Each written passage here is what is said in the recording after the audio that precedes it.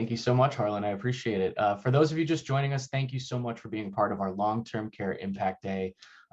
We are very excited to now shift things over to our next speaker of this jam-packed day for long-term care.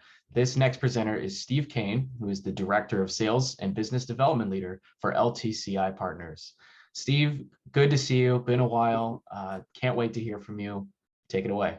Thanks for having me, everybody. I appreciate everybody's time this morning and appreciate the Halloween theme, right? Why are we so scared of planning for long-term care?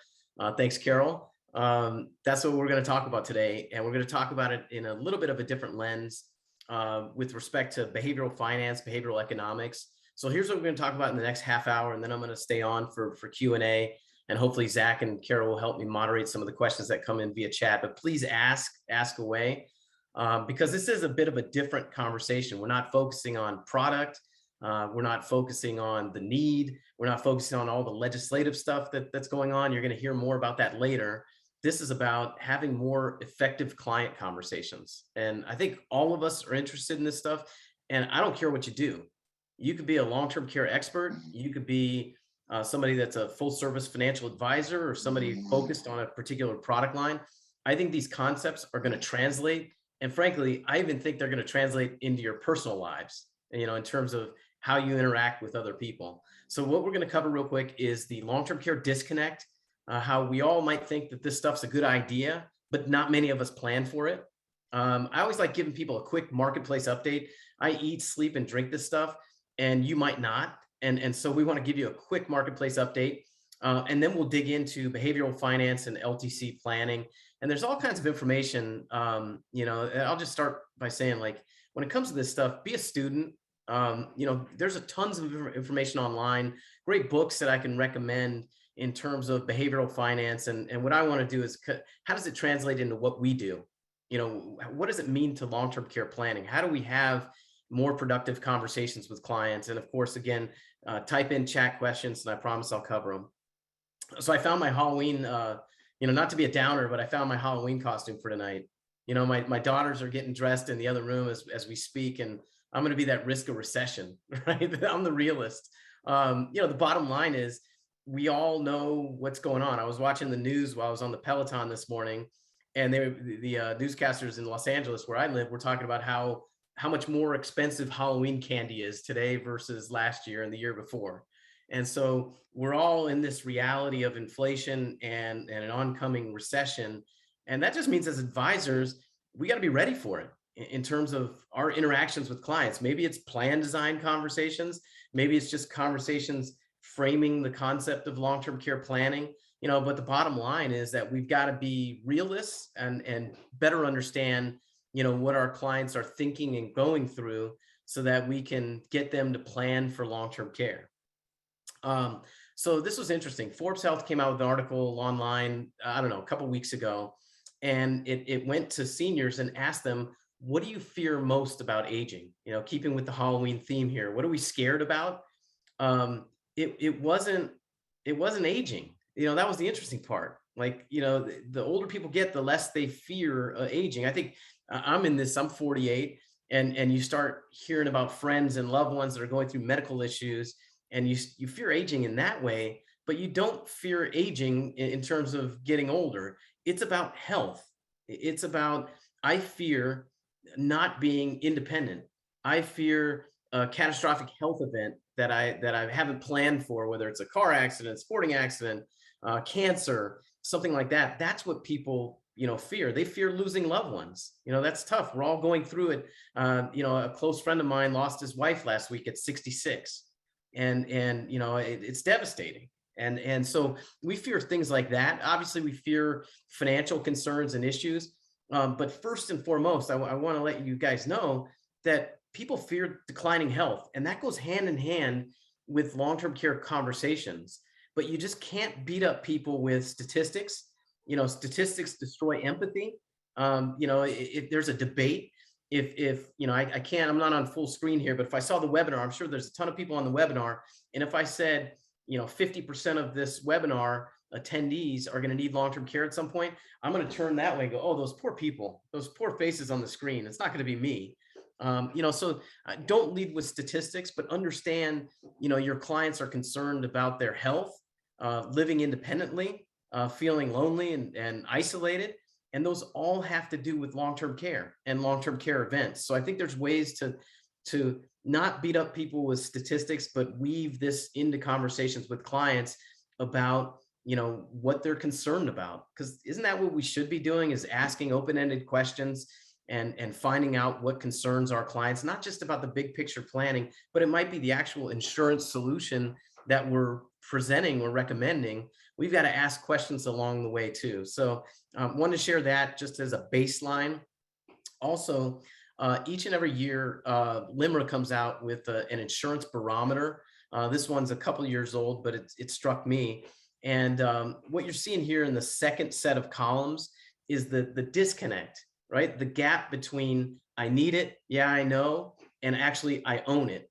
And what's got the biggest disconnect? It's long-term care. It's not life insurance, it's not disability, it's not annuities, it's long-term care. So when surveyed in this LIMRA study, 55% of respondents said, yeah, I think I need long-term care. Yeah, it makes good sense.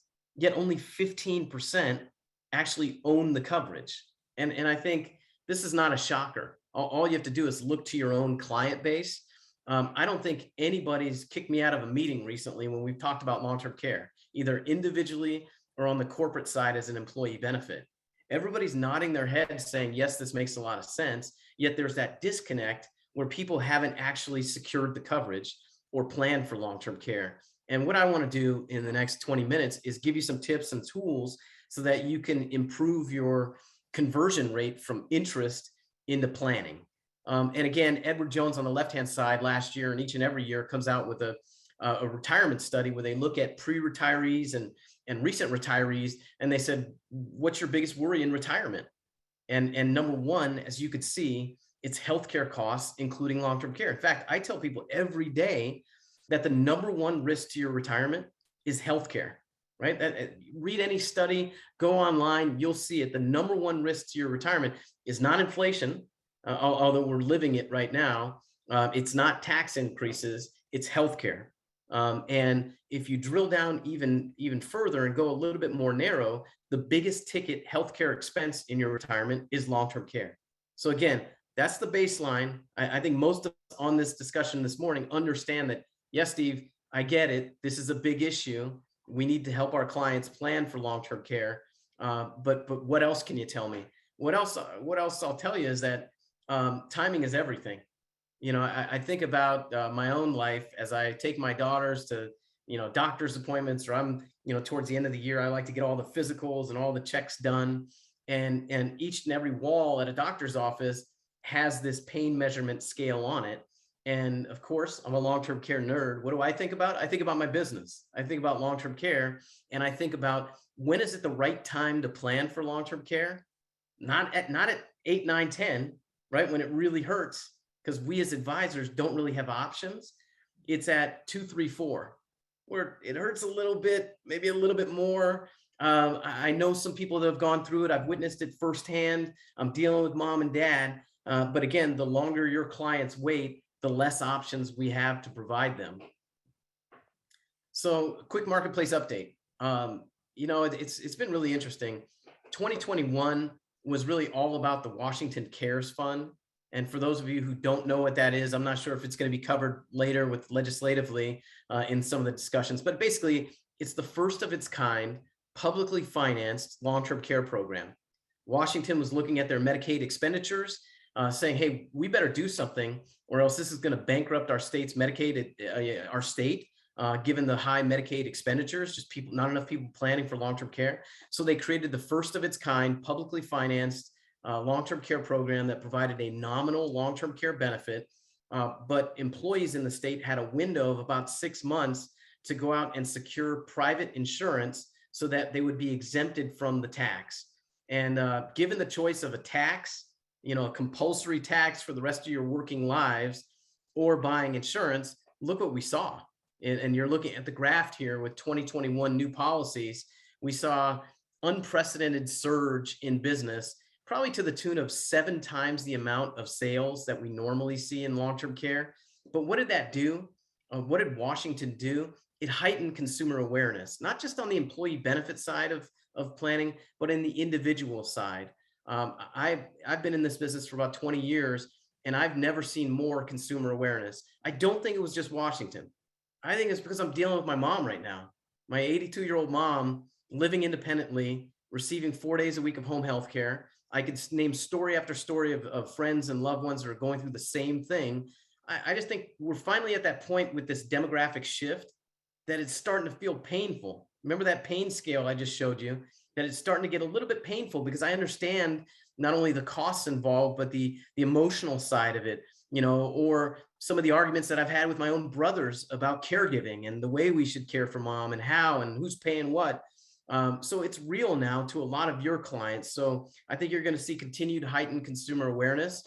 I can tell you that, I'm reading online and I'm seeing on the news about, hey, we're heading into the winter and we're seeing high spikes in the flu and COVID. COVID's still here. We're still dealing with it. And I think that's going to lead to heightened consumer awareness as well. That was the slap you in the face moment where people realized I can have that unexpected healthcare event.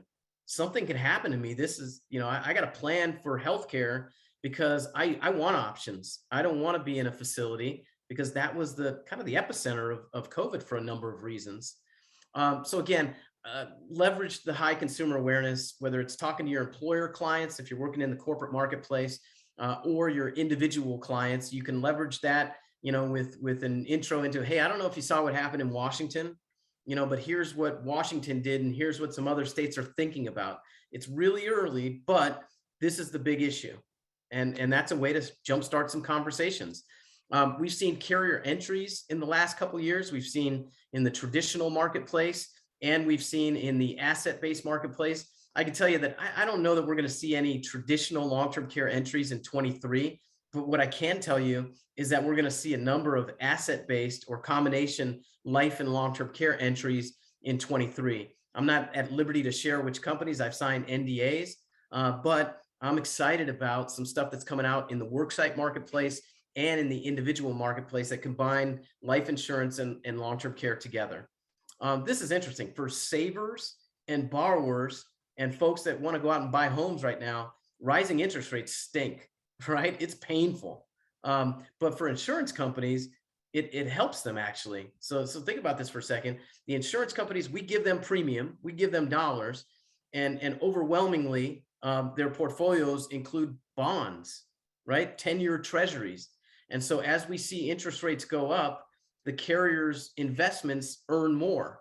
And so what does that mean? In the last few months, we've seen several carriers actually reprice their products and reduce rates. I know that sounds crazy. Insurance companies reducing rates, but that's what we've seen because of rising interest rates. I mentioned before, we've got inflation. I live in Los Angeles. The gasoline is still in the sixes, and it just costs more for everything. And we've got a recession that's looming. So again, think about how you're designing plans. We have seen historically with these fits and stops, with these recessionary environments, that during a recession or after a recession, people want to protect what they have now, right? So people look to protection products during these downturns. Also with inflation, I think about plan design. Long-term care insurance is a discretionary spend in a down economy. So if you're going $9,000, $12,000 a month, if you're illustrating that, good luck. I just don't see clients doing it.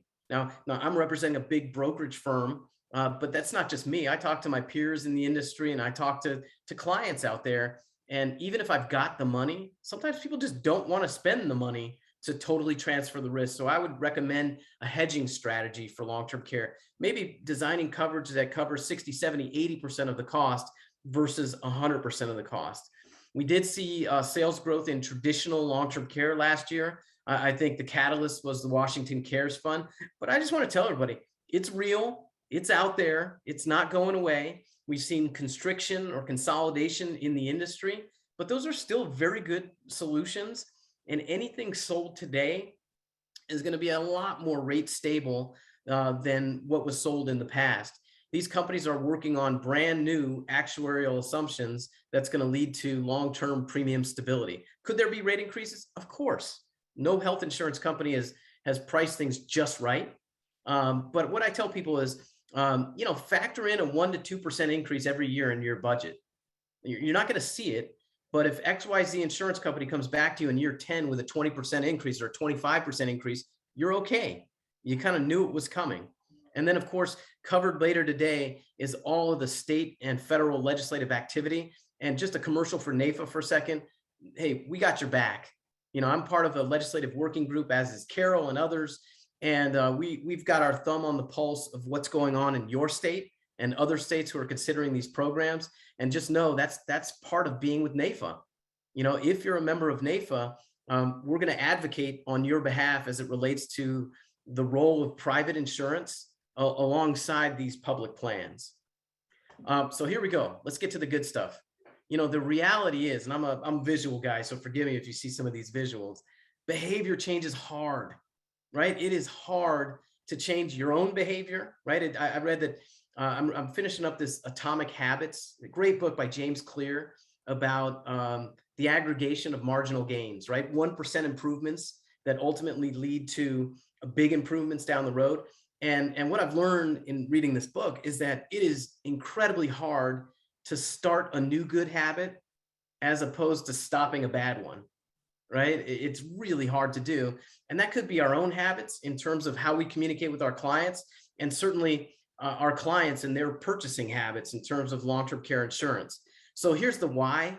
Why should you be talking about or using these behavioral finance strategies with your clients?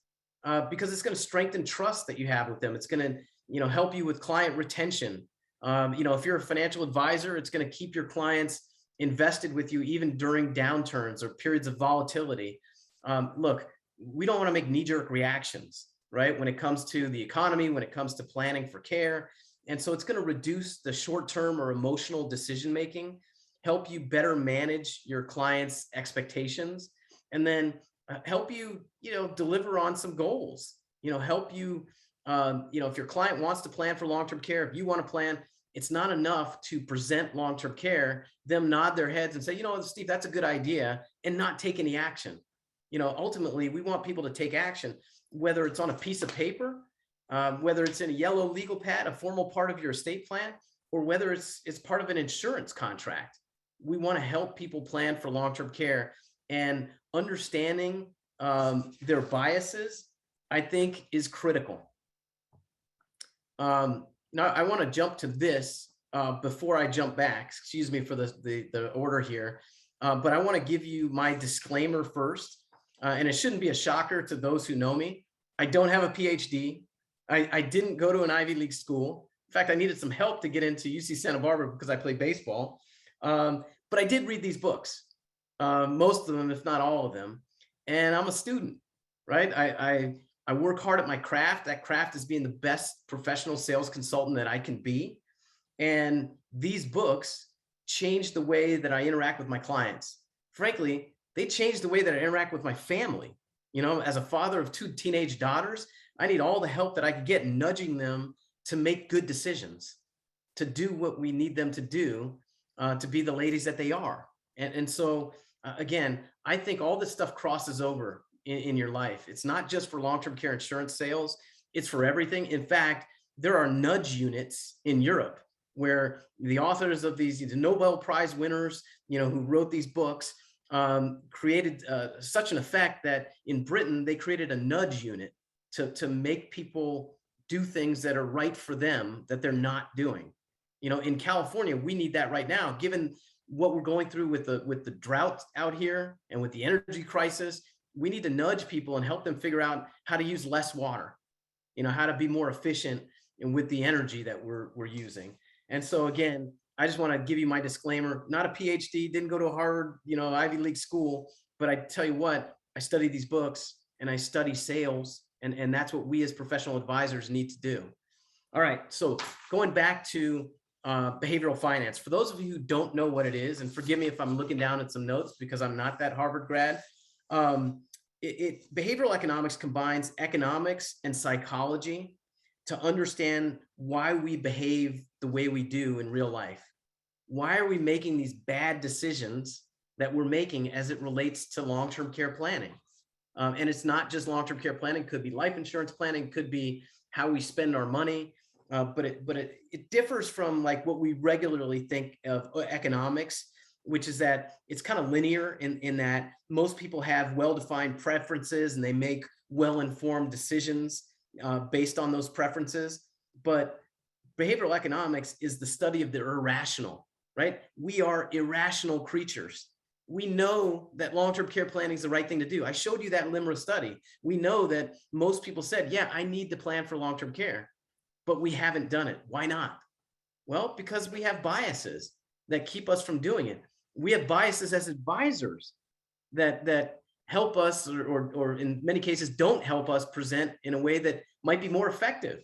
And so we, again, as Americans, as humans, have biases that keep us from making good decisions. And behavioral economics uses nudges so that we go towards desirable behaviors, right? That's what behavioral economics is. It became really popular with Richard Thaler, the Nobel Prize winning economist from the University of Chicago, who wrote Nudge and other books. And essentially his studying was about investing in or contributing to your 401k. He and his team of researchers came out with the opt-out, where you're automatically opted into your 401k, which forces retirement savings unless you raise your hand and opt out. Well, we can't do that with long-term care insurance. As much as I want to, we can't do that with long-term care insurance. So how do we better communicate with our clients? We understand their biases. And what you're seeing on the right-hand side of the screen is that there are generational biases. And frankly, there are cultural biases. I don't even have to look further than my own home, where my in-laws needed long-term care for a long time. And my wife is Colombian. And in Latin cultures, frankly, in Asian cultures as well, we care for our own. You know, there's no ifs, ands, or buts about it. There's no such thing as insurance. Now, as we go out to second generation, third generation, and people become, you know, more embedded into American culture, then I think that goes away. You know, but boy, what I saw was culturally, there was no such thing. If I brought up the words of insurance, it was like I was insulting them. So there are cultural biases that you need to know about going into these conversations that you can get ahead of to say, look, I know culturally that you've got to care for mom, and that's really important, but you've got to think about your dual income family, or you've got to think about the, you know, geographic separation, where driving across town or hopping on a plane might not be feasible. So we've got to plan for long-term care a different way, maybe looking at insurance, right? So what did I do? I got ahead of that objection on the front end. I put it out there front and center before it came up. You know, there are, as I said before, generational biases, right? The silent generation. I can't tell you how many conversations that I've had with my personal clients who are in that silent generation, where I've had to force them to file claims, right? Get this, force them to file a claim. Hey, Bob, that's why we bought this stuff. We know you need help. It's okay. I need you to file this claim. And it's different with Gen X and boomers, where I feel like a crick in my back and I'm ready to get on the phone and file a claim, right? It's different generationally. I think of my mom all the time. Yesterday, I went over to her house and I was arranging a ride for her. Now she's still driving. Man, I pray for all the people around her. I don't know how her arms aren't even, you know, going like this. They're this close to the steering wheel. But when it comes to rides, like I'm a Gen Xer, right? I'm 48. When it comes time that I can't drive, you know, safely, I am A-okay with having some Uber driver sitting in the back of a car, because I grew up with that. You know, we're used to it. But I'll tell you what, it's a different deal. It means something a lot differently to my mom and her independence. So just understand your customer, right? This is like sales 101, know thy customer. You know, I think of seek to understand before being understood, right? The habits of highly effective people. And that's what we've got to do here generationally and culturally. So let's get into some of these biases that you see here on the left-hand side of your screen. This is just the rise. You know, I think there was a study done by Schwab Asset Management and Cerulli Associates, and they looked at it over a 3-year period. And you see the rise in some of these in 2021. Recency bias. What does that mean? It means we're easily influenced by what we see in the recent news events and experiences. Like we expect future trends or future things to be based on what we see currently. And so if, as an example, you read something about, hey, traditional long-term care is gone. There is no such thing. We've seen contraction in the marketplace. Well, that's recency bias. Yes, recently there has been consolidation, but there's also been a stabilizing of that business and a core group of committed carriers to that segment of the marketplace. That's recency bias. Confirmation bias. I think this one is like the strongest. It's our tendency to seek information that reinforces our positions or pre-existing beliefs. Now think about how political, all you have to do is look at our polarized political world right now, right? We're living in our own echo chambers with Twitter and other platforms. And the bottom line is that we're only looking for information that reinforces our belief. So how many times have you had a conversation with a client to say, well, I did a little homework too, Steve, and I found that these policies don't pay benefits. I just did a Google search and looked up long-term care claims and saw all the terrible stories. And that's confirmation bias, or confirmation bias could be, Steve, I looked at these stats and, I'm probably not going to need this. It says only about 50% of people 65 and up are going to need long-term care services. I'm not going to need this. That's confirmation bias, and people dig in their heels. I'm going to come back to how we overcome some of these biases, but I want to keep moving in terms of the strongest biases that are out there. Framing, that refers to an observation that the manner in which data is presented can affect decision-making. Well, that makes complete sense. That's why choice architecture is so important. What does that mean? I mean, when I go to the gas station, there's regular, super, and extra, whatever is on the gas. There's 3 choices that we make. You guys might have heard of or used good, better, best. I pick one solution and then I'm showing kind of a good, better, best. We see it in the employee benefit world all the time too. You see it at the car wash, wherever you go, is how things are positioned can impact what we're selling and how we sell, and frankly, how consumers see how they receive that information. And so I really think you've got to limit the choices. You got to simplify the choices out there. And I'll move on to that in a couple minutes, but you've got to limit the choices. Familiarity bias is making decisions based on familial experiences. What does that mean? That means we go with what we know, right? My mom didn't need long-term care, so why would I? That's going with what we know. And then loss aversion is that we prefer to avoid losses versus taking chances for big gains. And that's like on the financial side, clients who pull out of the market after a recession, well, they lost the opportunity on the upside after that recession, but that's part of it as well. And so, the bottom line is like, how do we understand our own biases and how do we communicate effectively to our clients? I'm going to share some tips in a minute that are based on these biases, but first and foremost, I want to define them. And I know I only got a few minutes left, but I promise we're going to cover everything. What do effective advisors do? And thank you to Lincoln Financial for giving me this slide. They build trust, they build efficiency in their practice, and first and foremost, they build simplicity in their client conversations. And that's what I'm begging you to do. This stuff can be complex. Traditional long-term care, life with riders, hybrid long-term care, annuity with riders, reverse mortgages, short-term care. Man, Carol, you and I have talked about it. We got it all. There are more long-term care options out there than ever before. But choice architecture, framing, we've got to keep it simple. If I illustrated everything, I'm giving somebody 70 pages of PDF files that they don't understand. It's just ink on paper. And so you've got to simplify things. Are your clients hearing you? Right? We all know this commercial. Can you hear me now? And HubSpot's great, marketing platform that we use at our firm, and I know a lot of other firms use. And they came out with a recent study that looked at inbound marketing trends. And they say, look, if you're going to communicate with people in social media, it could be, even with, whether it's LinkedIn, Twitter, it could be your emails. It's like, be human. If you can be funny and self-deprecating, do it. If you've got polls, that works.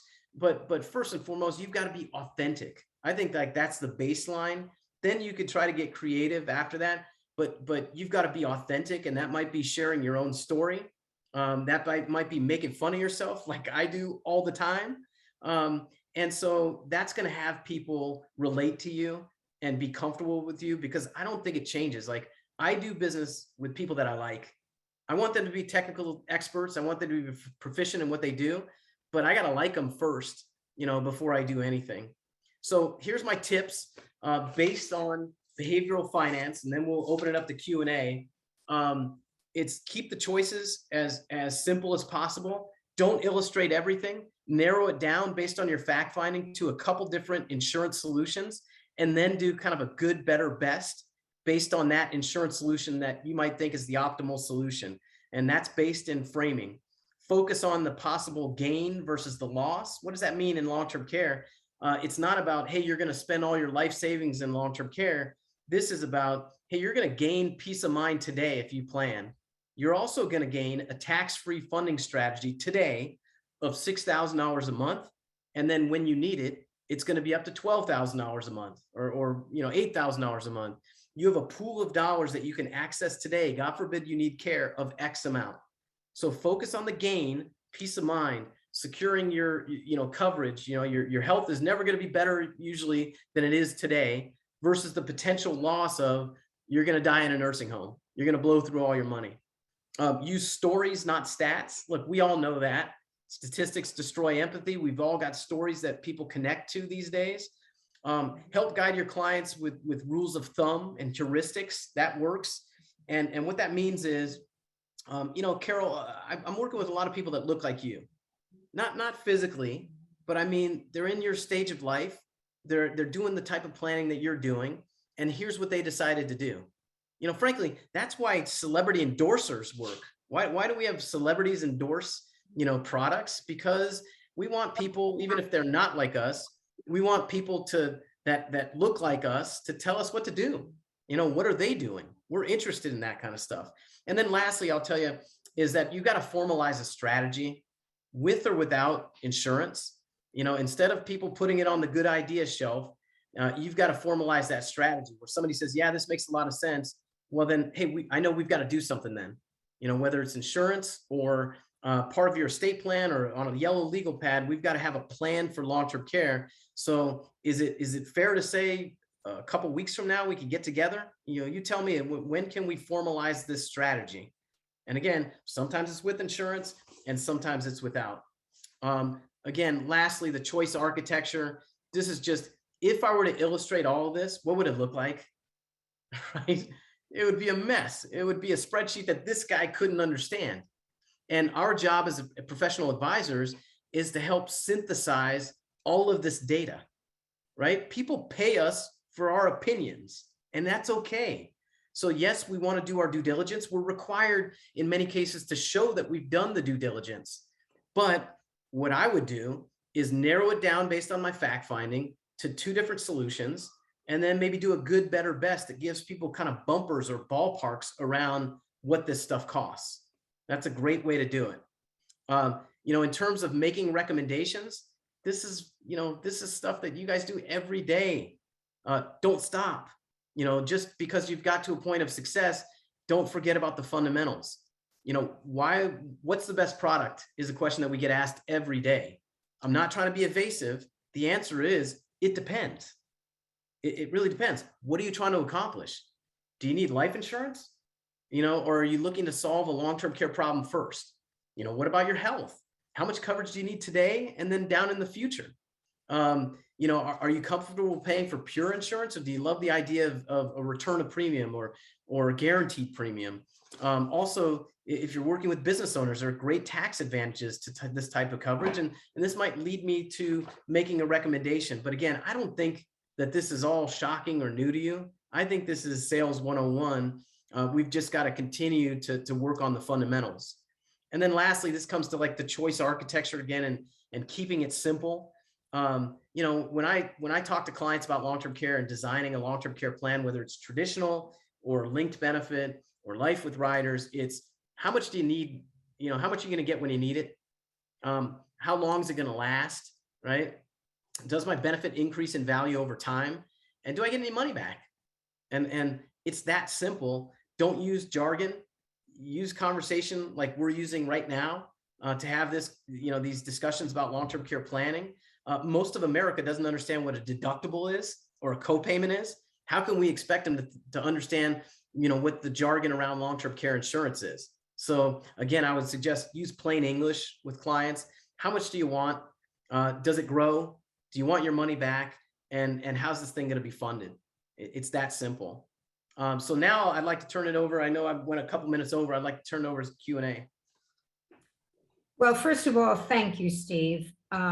What we always need to hear is some practical way of improving what we do. And I feel that this presentation helps us to look again at how are we actually approaching care. Now, we do have a couple of questions, and the one that I am interested in is there is a question on the short-term care. It wasn't on your chart. So I like it.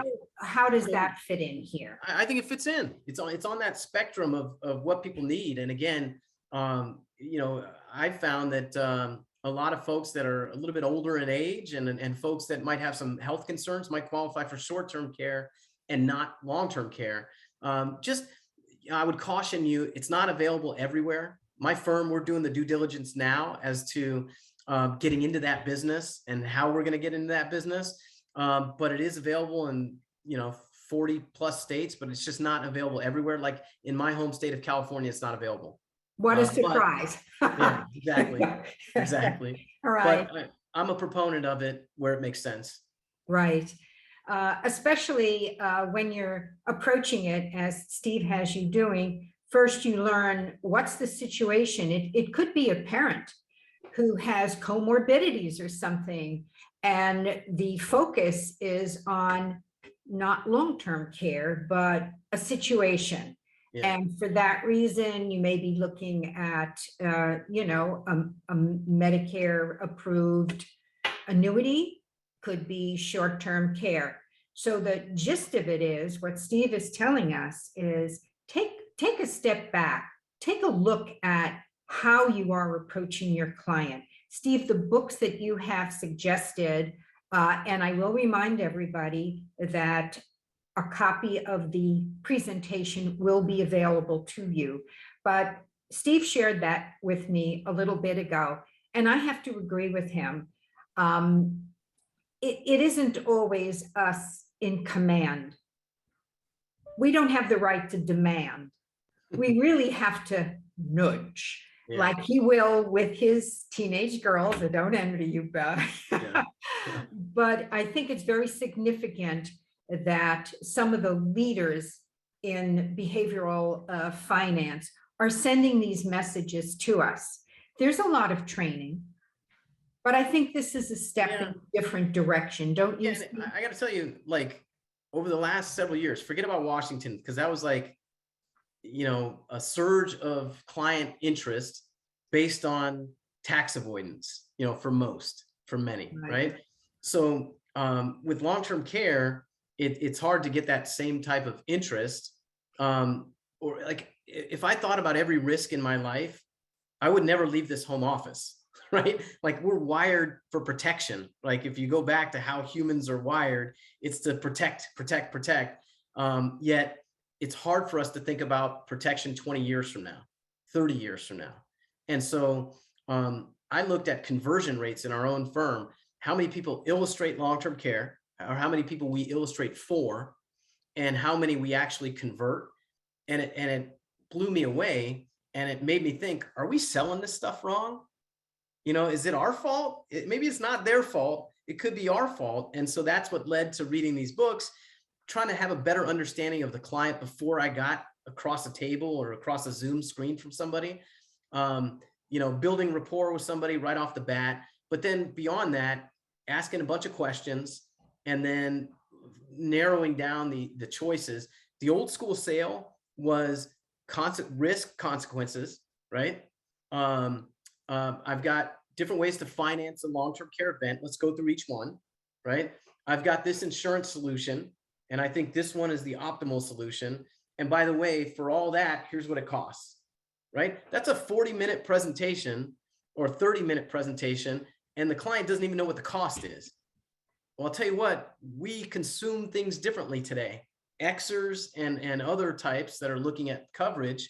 And I'll tell you what, I want the price right away. And that's what's changed in my business too, where I'm giving somebody ballparks of what this stuff costs immediately. This is not like a long presentation, then I pull back the curtain and show them what the price is. So we've changed the way we sell this stuff. I agree. And I also see that there was a question about various products. Steve is a person who carries do consult, but of course he's under NDAs. So Yeah, I can't share, but what I will tell you is that what's important to us as professional advisors is that it's coming from a company that's either highly rated or has great financials, that has deep experience in the life insurance and long-term care world. I feel pretty good about the companies, and I think knowing what I know, you would too, feel comfortable about representing them when they come out. Well, we are now ready to start wrapping up. I do think, however, a big thanks to Steve. I think we need to really understand. Yeah, I agree with Steve that the Washington Cares and the California Trust Commission have brought up to many people the topic of this is more serious than you thought. You are going to need care. But the message to us as professionals should be, well, if that's the case, what's their concern? Steve and I often, beg your pardon, Steve and I often talk about when you ask them for a story or you have to offer theirs, what's important to them? If you're going to narrow it down, as Steve is suggesting, what is important to them? I often say, or I said in the book, ask them in that story, what would you change?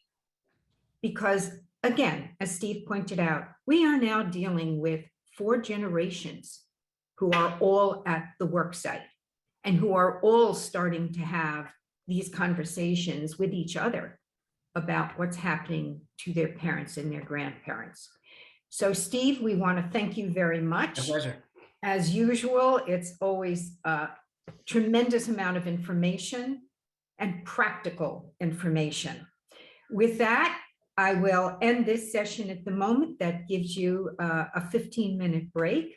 I know many of you attended our first session on reverse mortgage, which the name just doesn't tell you about all the different approaches that you can have to help fund insurance, care, and understand the ins and outs of how to really work with reverse mortgages or Steve in terms of really reaching out to your clients. So we'll sign off for a few minutes.